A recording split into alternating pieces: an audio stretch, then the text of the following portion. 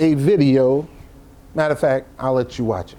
New York Times poll, a surprisingly high number of young voters, like a third, are voting for third-party candidates, and I think a lot of that has to do with the fact that they don't remember Ralph Nader, right? They don't remember the effect that can have on a general election with the two-party candidates. So, what is your pitch to them? Good. I mean, that's a very good question, and I think the answer is: look. I was a third-party candidate. I began my career running as a third-party, getting 2% of the vote. And then I got 1% of the vote. So I know a little bit about third-party. I'm the longest-serving independent in the history of the U.S. Congress. But I think that before you cast a protest vote, because either Clinton or Trump will become president, think hard about it. This is not a governor's race. It's not a state legislative race. This is the presidency of the United States. And I would say to those people out there who are thinking of the protest vote, think about what the country looks like and whether you're comfortable of 4 years of a Trump presidency.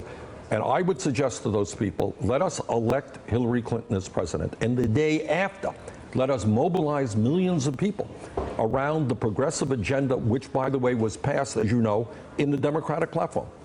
And we worked very hard on that. The most progressive platform in the history of American politics, and say to Secretary Clinton, let us work together to implement that platform. That's where we got to go. That's right. Senator Sanders is going to try to encourage us. This is not the time to be doing a protest vote. Really, Doc? Really, sir? I've been trying to be quiet about you because I really, really love you. I really do love you. I pray for you every day. But I got to get on you, Doc. Are you going in full shield mode, man?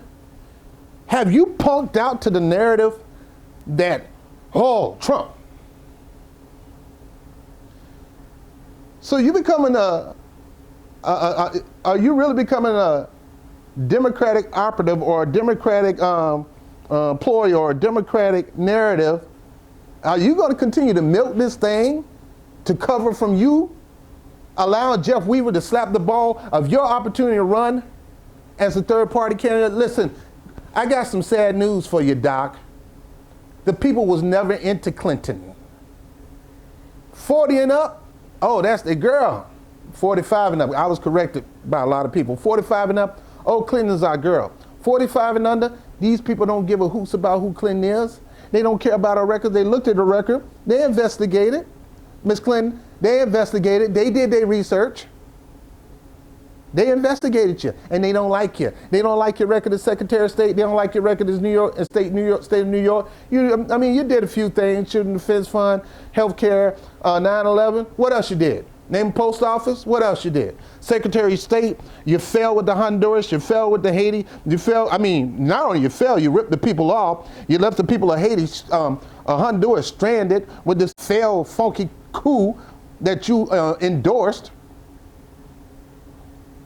Colin Powell was right. Whatever you put your hand on, it turns into poop. You failed the Palestinian people. You failed, so you tout how you worked so hard. You still failed at it. I don't care how hard. You worked hard and it was a failure. You failed in Libya. Your attempt to get, yes, you killed Gaddafi. You killed him. You sent the order. You the one supplied the guns. Obama, I hate to say it, but you gave her the order to go ahead and do it when you didn't have to. I understand you told her not to work with Blumenthal. She worked with them anyway. Come on. And this tout that, oh, she's the most qualified. Where in the freaking world is she qualified? Where? She failed in New York. The only reason she wanted that New York seat, she could have went to Arkansas and got the Arkansas seat. Would have won it by a landslide. But the congressman woman from Arkansas don't sound as prestigious as the congresswoman from the state of New York. Saw a simple seat open, really open, because F. Kennedy ended up being in that plane crash, because there was an inspiration for him to take that seat, left it open for you. No contender, easy for you to get that seat the first time, easy for you to get it the second time because you had no real challenger. And everybody remember this, the Clinton machine runs the DMC, so it was easy for her to win. And what has she done as New York State Senator? Major, multiple, name it, list of things. Okay? Sucked at state senator, U.S. senator, and she sucked as Secretary of State. And she's going to suck as president. Why? People don't like her, Bernie. This is not a protest. People don't like her because they don't trust her. She's unfavorable. Again, they don't trust her. We don't trust her. You trying to trust her, but deep down inside, you know you don't trust her. And unless you got it sealed in blood and something will happen to her if she don't honor that platform, unless you got that kind of power over in this thing between you, her, and that platform, unless you got it sealed in the blood of the Almighty or the blood of the devil, whatever, unless you got it sealed in some kind of blood, don't you dare think she ain't gonna do it. I don't think she's gonna do it. You can trust that, but the American people don't believe she's gonna promote your platform. And she have no reason to do it. Especially now that she thought that endorsement from you was gonna help her beat Trump and beat him bad. Well, right now she's barely beating Trump by one poll. She's losing to Trump in Ohio. She's losing to Trump in North Carolina. She's losing to Trump in Ohio. I said Ohio and Florida, the most crucial states. Why? Because she's the American people see her as deceptive, conniving, scheming, a little crookedish, and do not deserve that presidency. And yes, we know about Trump.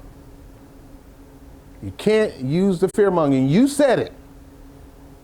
Fear-mongering would never win a vote. She is not transformative. She doesn't have a populist message. She don't have a real good platform. She's not coming with a fresh new ideas, fresh new mandate, fresh new purpose, fresh new potential, a fresh new plan. She don't have nothing to energize the base, and that's why she's losing. And she leaned on you to get the work done, but it ain't gonna get the work done because it was about you and your policies that energized the base. She is not gonna do your policy. She's gonna do the same old corporatist, elitist, borderline Republican tactics, policies that she's always promoted. It ain't gonna happen. And the people know it ain't gonna happen, and you the only, hate to use this word. Let me say it this way. And it would be foolish if you think she's gonna do it. She's a bona fide liar. You sit there and talk about Trump being a pathological liar, and you got a triple pathological liar in your face, and you sitting up there promoting her. You're promoting a corporatist. You know she's a corporatist. You know she's gonna kiss up to Wall Street, but she's better than Trump. Neither need to be running, and you had a golden opportunity to snatch this thing, go third party, hook up with Jill Stein, and change history. Because my next segment, I'm gonna talk to you about 9% of all Americans, 9 freaking percent, went out and participated in an election, in the primaries. Which means the world is screaming for a third party, and you tell them every day, shut the blank up and don't do a protest vote. But I'm here to tell you, Doc, my vote is not a protest. I'm voting for Jill Stein because she promotes, they've had your policies before you ran. Your policies have been their policies before it was your policy. They've been running on that before you started running on that. And that's why she thought you guys was a good match, because you guys just have the same mindset, the same thinking, and together y'all could have caused history, because the people are tired of Hillary Clinton and they're tired of Trump and they're tired of the two-party system. So even though you think, well, let's face the fact, it's going to be Hillary or Trump, you don't know that. Most of the people are not voting. There's no energy. There's no cause. There's no real drive to get out and vote now. You were the only hope. And 9%, let me get off there. I'll deal with that now, later. So, Doc, listen to me, Mr. Sanders, or any Sanders supporter. My vote is not a protest vote. I'm going for Jill Stein of the Green Party, yes. I'm going with her because of her policies. Her policies of peace, her policy of real true change, her policies of dealing with the energy, her policy of dealing with the dead, her policies of helping out. I mean, you go look at the policy. Go look at my last video. I told you about her policies and her running mate, Amnesty International, human rights activists. That's what we need. We need activists running this government. We don't need corporatists running this freaking government. So, sir, sorry, my vote is not a protest. I, on purpose, with fire, passion, and energy, and proud, to vote for her. And one of the main reasons I'm voting for her is because you decided not to run. You decided to kiss up to the Clintons and go that way instead of fighting for us and fighting for the movement. And just tell them, look, y'all do what you need to do. You did me wrong. You colluded, you connived and schemed, and you didn't give me a fair shot. Kiss my behind. I'm running third party, and you should have took that ball and took it straight to the goal. But nah, you handed it over to Jeff Weaver, and Jeff Weaver gave it to Hillary Clinton, and you allow him to do that. And as to this day, you're still doing that when you had an opportunity to change history, man. So no, most of us are proudly voting. It's not about protest. It's about she is the closest thing to you. They wanted you, man. They wanted your policy. You're not running. You're not trying to run. You didn't try to go third party. You didn't even talk to Jill. You didn't even give her your attention. And if you would have, you two could have made history. So, no, it's not a protest vote. It's a proud vote. I don't like Hillary and I don't like Trump. Both of them disasters, and they ain't going to do nothing that you think that they're going to do. You probably think Donald Trump's going to do all that. You don't know that, man. You're just going by what you're hearing. But you think you know Clinton. Both of them are bad. And you are our only hope. And you and Jeff Weaver dropped the ball. And if anything happened concerning the Trump win, I blame the DNC for screwing you, but I'm blaming you for not telling them, screw you back, and you going to run third party. I blame you. You had the opportunity and you didn't do it, and I blame you. Now, look, my disclaimer is, sir, I love you. I admire you and work that you've done throughout history. To fight for us. I marched with you. I was out there with you with the Verizon workers. I love you. But when I call a punk move, I'm going to call a punk move. And you not getting, at least hearing Jill Stein out and looking at the demographic and keeping your ear out of Jeff, and you going to the Clintons, that was a punk move. So if anybody did a protest, you did a protest. You protested against your own opportunity to become president on Bob TV.